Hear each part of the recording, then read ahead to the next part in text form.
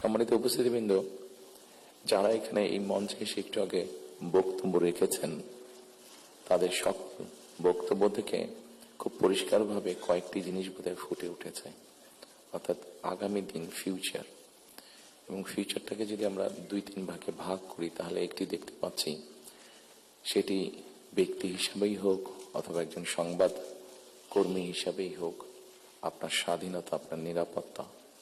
আমরা আরেকটি জিনিস মনে হয় আমার চোখে যেটা পড়েছে যারা বক্তব্য রেখেছেন, সেটি হচ্ছে যে গণতান্ত্রিক বা রাজনৈতিক যে অধিকারটি মানুষের, আপনার, আমার, আমাদের সকলের, সেটির ব্যাপারে একটা কনসার্ন সকলে এক্সপ্রেস করেছেন।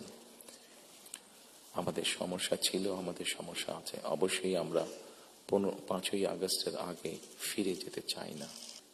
আমরা যদি একটু খেয়াল করে দেখি, আমাদের 20 কোটির মতন মানুষ এই দেশে, এবং এই দেশে 20 কোটি মানুষের মধ্যে একটি বড় অংশ হচ্ছে তরুণ সমাজের সদস্য।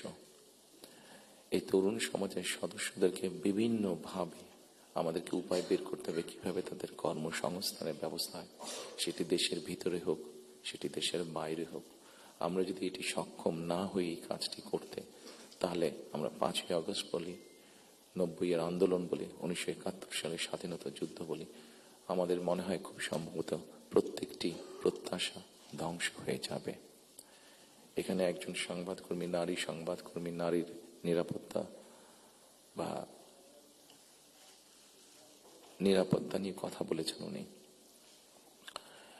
আমরা মনে করি নিরাপত্তা শুধু নারীর না, নারী পুরুষ উভয়ের ক্ষেত্রে হওয়া উচিত। ছোট যদি একটি এক্সাম্পল দিই, খুব সম্ভবত বাংলাদেশে বছরে 7,000-এর মতন মানুষ, খুব সম্ভব গত বছর 7,000-এর মতন মানুষ রোড অ্যাক্সিডেন্টে মারা গিয়েছে। আমার কাছে বিষয়টি খুব অস্বাভাবিক লাগে। আমার ধারণা আপনারা যদি একটু চিন্তা করেন, আপনাদের প্রত্যেকের কাছে বিষয়টি অস্বাভাবিক লাগবে, কিন্তু ঘটনাটি ঘটছে, কোনো বছর বেশি, কোনো বছর কম। এই অস্বাভাবিক ঘটনাটি কেন ঘটবে? একজন মানুষ রোড অ্যাক্সিডেন্টে অধিকাংশ ক্ষেত্রে যারা মারা যাচ্ছে, আমরা যদি তাদের সামাজিক স্ট্যাটাসটা দেখি, খুব যে অবস্থাপন্ন লোক, যারা আর্থিকভাবে সচ্ছল, তারা যে মারা যাচ্ছেন তা না, কিন্তু যেই মানুষগুলো মারা যাচ্ছে সেই মানুষরা হয়তো বা তাদের ফ্যামিলির অনলি আর্নিং সোর্স। মারা যাওয়ার পরে সেই ফ্যামিলিটির কি হচ্ছে, অথবা লোকটি যদি পঙ্গু হয়ে যায়, মানুষটি যদি পঙ্গু হয়ে যায়, তাহলে তার ফ্যামিলির উপরে কি হচ্ছে, এই বিষয়টি বোধহয় আমাদেরকে নজরে আনা উচিত। এরকম অনেকগুলো বিষয় আছে, যে বিষয়গুলো আমার মনে হয় রাজনৈতিক দলগুলোর মধ্যে চিন্তা ভাবনা হওয়া উচিত। রিফর্ম যে বিষয়গুলি নিয়ে আমরা আলোচনা করেছি, আপনারা যদি একটু খেয়াল করে দেখেন, এই রিফর্মের মধ্যে আমার কাছে মনে হয়েছে যে 3টি পার্ট আছে। একটি হচ্ছে সাংবিধানিক পার্ট, একটি হচ্ছে আইনগত পার্ট, এবং আরেকটি হচ্ছে মানুষের প্রতিদিনের জীবনযাত্রা, নিরাপত্তা, তাদের সিকিউরিটি, সবকিছু নিয়ে একটি পার্ট আছে।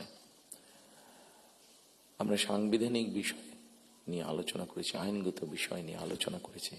আমার মনে হয় মানুষের প্রতিদিনকার প্রত্যেকটি মানুষ, সকল সমাজের প্রত্যেকটি শ্রেণী পেশার মানুষ, তাদের প্রতিদিনকার যে চাওয়া পাওয়াগুলা, প্রয়োজনগুলো, সেটা নিয়ে বোধহয় আমরা আলাপ আলোচনা একটু কম করেছি। আমার কাছে মনে হয় সেই বিষয়গুলি নিয়ে বোধহয় আলোচনা করা উচিত। সেই বিষয়গুলি নিয়ে বোধহয় প্রত্যেকটি রাজনৈতিক দলের আলোচনা করা উচিত। আমরা শুধু রাজনৈতিক বিষয় নিয়ে সেমিনার করছি, সিম্পোজিয়াম করছি, আলোচনা করছি, তর্ক বিতর্ক করছি, অবশ্যই ওগুলো প্রয়োজন আছে, কিন্তু অ্যাট দ্য সেম টাইম আমরা যদি মানুষের প্রতিদিনকার তার চিকিৎসা ব্যবস্থা কি হবে, তার কর্মসংস্থান কি হবে, তার পরিবারের সন্তানদের শিক্ষা ব্যবস্থা কি হবে, তার রাস্তায় বের হলে নিরাপদে সে ফিরে আসতে পারবে কিনা, এইরকম বিষয় যেগুলো আছে, এই বিষয়গুলো নিয়েও বোধহয় আমাদের আলোচনা আরো একটু বেশি হওয়া উচিত। এই বিষয়গুলো নিয়ে বোধহয় আমাদের প্ল্যান প্রোগ্রাম আরো একটু বেশি হওয়া উচিত। এই পলিসিগুলো নিয়ে বোধহয় আমাদের চিন্তা ভাবনা আরো একটু বেশি হওয়া উচিত।